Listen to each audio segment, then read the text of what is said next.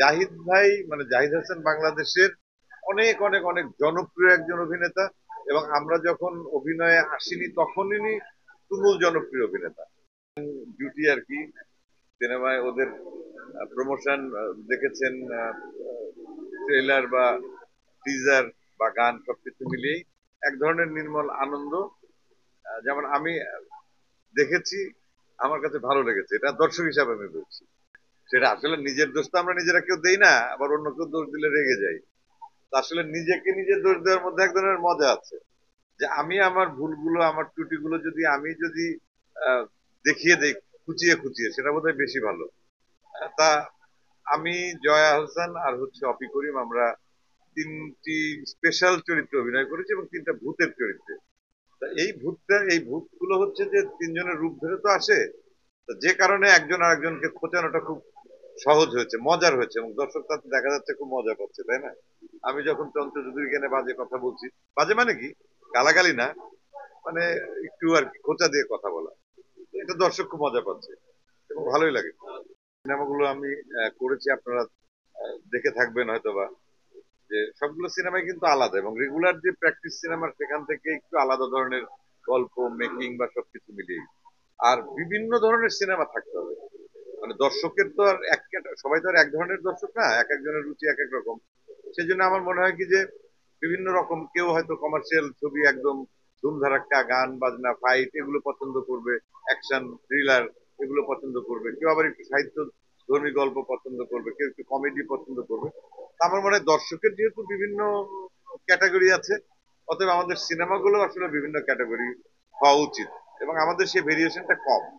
তা এই উৎসবটা কিন্তু একটা নতুন আঙ্গিক তৈরি করলো আমাদের সিনেমার ক্ষেত্রে, যে হরর কমেডি আর কি, যেটা এই হরর কমেডিটা আসলে খুব বেশি হয়নি, আমার খুব বেশি জানা নেই যে দর্শক। এবং আমরা এই এই গল্পের সবচেয়ে বড় যেটা মজার বিষয়, যে সময়কালটা 90-এর দশক, এবং সে 90-এর দশকের লুকটা কিরকম ছিল, পোশাক আশাক থেকে শুরু করে আমাদের সোসাইটি, আমাদের আচার আচরণ সবকিছু, এটা একটু রিকল করা আর কি। তা সবকিছু মিলিয়ে আমি আমি চাই যে বিভিন্ন ধরনের সিনেমা হোক এবং দর্শক সব ধরনের সিনেমার সঙ্গে যুক্ত হোক, দেখুক, এনজয় করুক।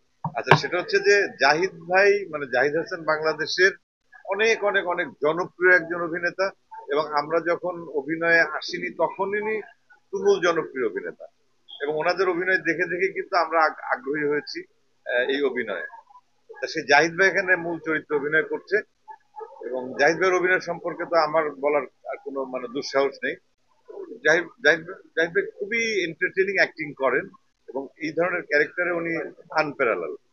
ওনার যে অভিনয়, দর্শকের সঙ্গে বসে আমি দেখছি, প্রত্যেকটা মানে পাঞ্চ লাইন কিন্তু দর্শক মানে এনজয় করছে, এবং প্রত্যেকটা ডায়ালগস আমরা তিনজনই একসঙ্গে বসে বসে দেখছি।